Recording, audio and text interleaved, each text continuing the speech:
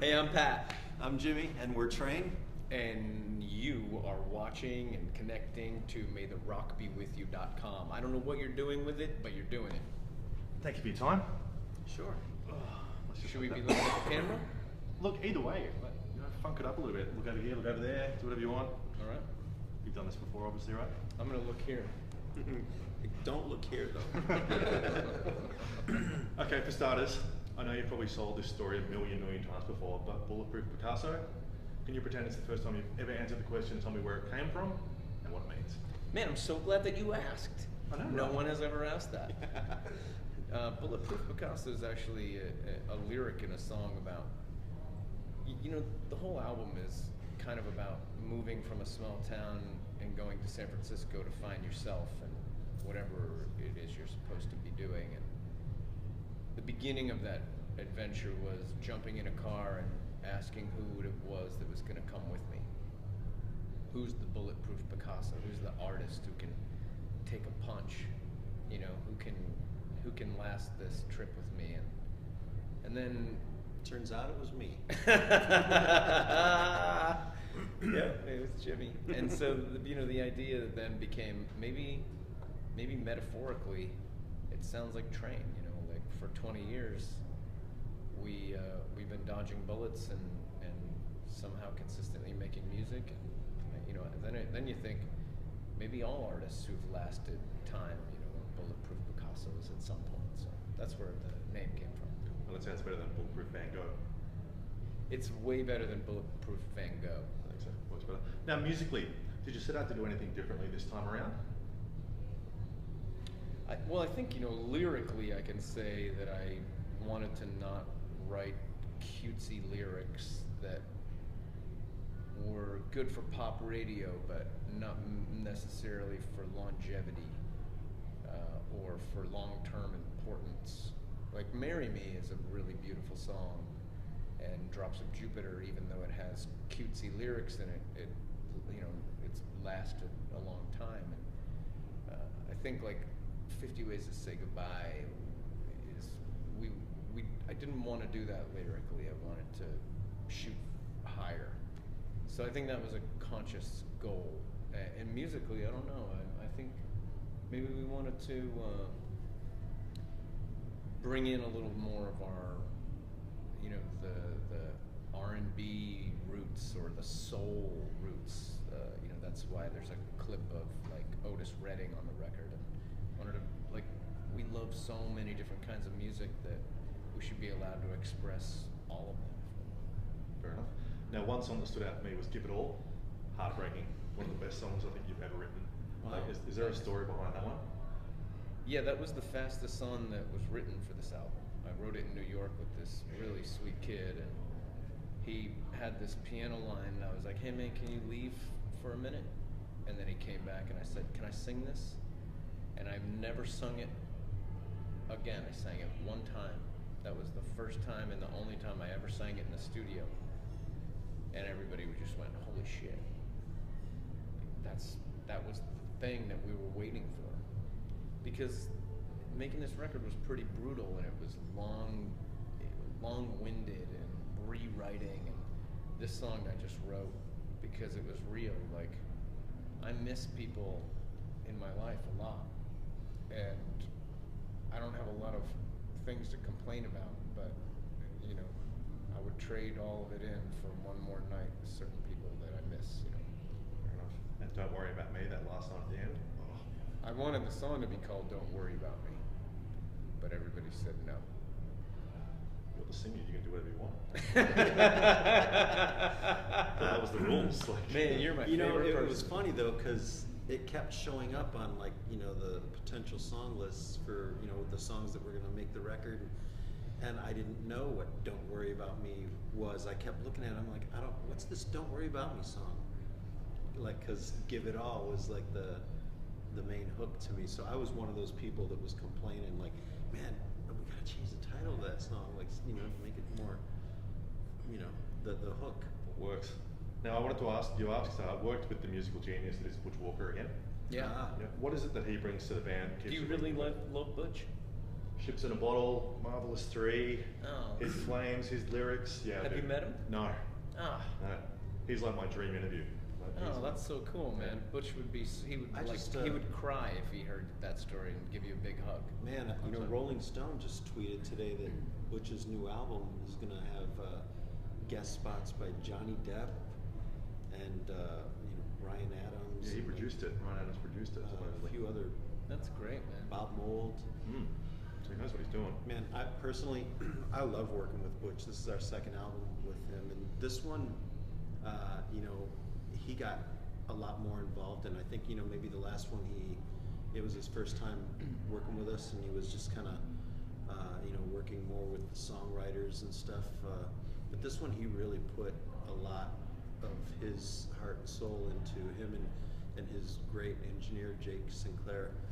And but you know, Butch is a guitar player, and he and I are very similar in a lot of ways. We grew up listening to the same kind of music, and we play very similarly. So like, we get each other.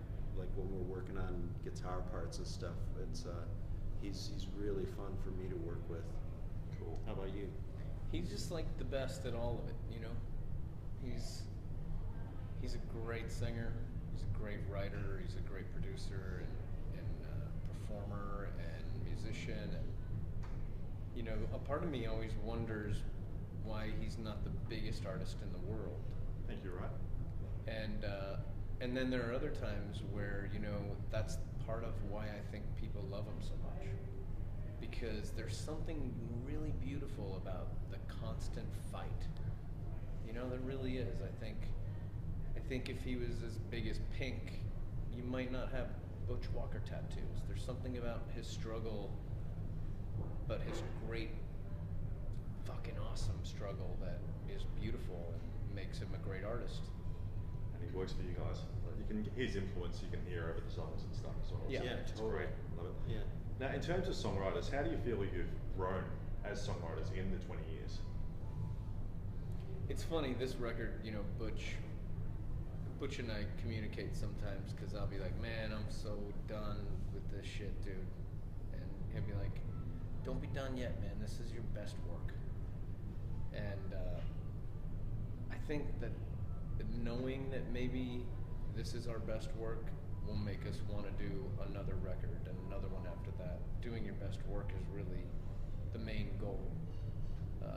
If it was pop songs and being on the radio, we would have a very different album.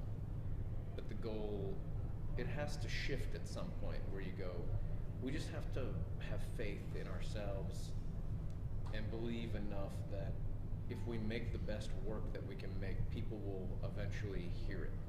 Instead of, you need a big pop song with a big hook chorus and blah, you know, and you go down that route. I think it's a short-lived route. Fair enough. Now, I have to ask you, heading back to see us in April, in particular Blues Fest, the big festival there, probably the biggest crowds you've played to in Australia. Do you have to prepare differently in a festival type environment compared to a headline show? No, I don't think so. I mean, we've been coming back to Australia, you know, for many years now, you know, and I think we have a pretty good fan base here. And even, you know, whether it's in Australia or Europe or even the United States, you know, when we play festivals, it's a weird mix of an audience because they're not all there to see you. They're, you know, they might be fans of some other band, and you know, you're just one of the bands on the lineup. But we have enough songs in our catalog that are familiar to people, that I think everybody ends up having a good time, you know, when they do see us, whether they're fans or not. We play a little bit different set for festivals as opposed to headline shows because we can go deeper in our catalog for headline shows because those people, they're trained fans, you know, but not necessarily at festivals. They're not, we want them to leave as trained fans, but they might not be showing up as trained fans. So we adjust things. You know, we might not do any covers in a headline tour, but at a festival we might do 2 because it'll be fun for them and it'll connect some dots as well. You know, like, oh, they're influenced by Led Zeppelin or whatever, and you know, whatever. It just ties things together. Now, You mentioned, the fans. I've seen you every time you've been to Australia, ever since way back at Fox Studios in a small little venue. Thanks, man. Oh, every time. And Moores and the Opera House in particular last year was Thanks. was a standout. Now you're heading back to the Opera House. Yeah. Like, that venue for you, did you feel that was probably something you need to now keep doing? It's such an iconic. It's just over there. Such an iconic little thing. Does it give you goosebumps thinking that I played in that place? The Opera House was strange for me because we've been here many times and gone over there and taken pictures and stuff, and it is such an iconic place. It's very similar for me to like Radio City Music Hall in New York. It's just like this iconic place that and then once you're inside, you're like, oh, like this is the place. But there's like a certain amount of like respect that comes with these places where all these great artists have performed for so many years, and it didn't quite feel like a concert hall to me. It felt more like a place where you would go to see operas or orchestras or something, which I'm sure they've had that over the years. And I don't know, maybe it was a little intimidating our first time being in there, but I'm really glad we're going back because I think we can do the right show for that venue, now that we've done it once and we know what it's like in there, and I'm really looking forward to going back. Nice. Now, over the years, let's speak metaphorically, this train's lost a few carriages, but you picked up a few along the way. What is it about Train 2014 that works? We talk about it all the time that there are some bands like Oasis that, and even like Queens of the Stone Age. Am I thinking? Yeah, that's who it is, right? Well, I don't know if it's them, but I'm thinking of some other bands that they thrive off of friction within the band. Even like McCartney and Lennon, when John died, Paul's work suffered. Like they just needed to outdo each other all the time. And I think for Train, we're a band that thrives off of harmony, and we have that now, and we never really have. So I think we've been getting better and better and better over the years, and now we live in a place where we're actually happy, and we want to do our best work, and we have the best band we've ever had. We have great characters in this play now, and so I feel like we're confident.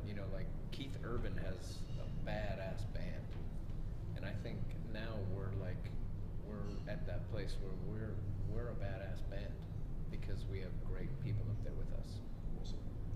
Now, bands release singles, that's normal, but they're not always their favourite songs, right? So, my two favourite songs are yours, Parachute and Hopeless. Right, now, are there any of songs that aren't singles that are your favourite babies, your favourite children?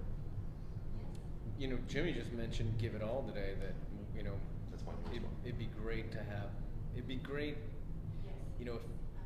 regardless of how well this record does or not well, if that song could get a chance to be on the radio, I think we'd both be really excited, because Hopeless is my wife's favorite record from the past, and Parachute is my father-in-law's favorite song.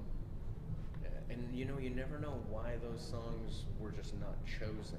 They didn't sound exciting enough, or whatever the reason was that they didn't get on the radio. But I would say that Give It All, if that was the one song on the record that we could make sure got a shot, that would be the one. I hope so. Now, vocally, there are a few artists that I've seen that I consider having full vocal range. Daryl Hall, Butch, John Farnham here in Australia. Yeah, Butch for sure. Yeah, I suppose I'll throw you in there. No, kidding. You're definitely in there. The way that you sing without a microphone, not many people can do that. Like at the Opera House, I've seen you do it at the Enmore Theatre. Do you have to continually train your voice to be able to do that sort of stuff? I try to drink as much wine as possible. That was everything.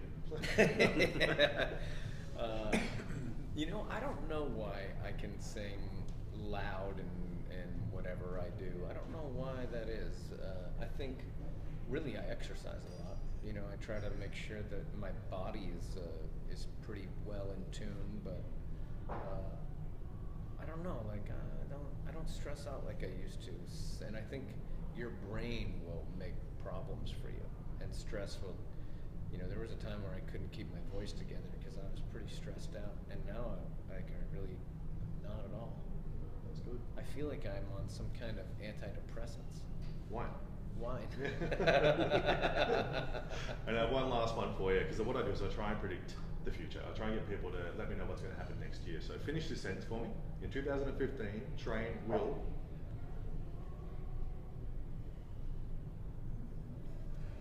I think in 2015, Train will have more fans than we have ever had because of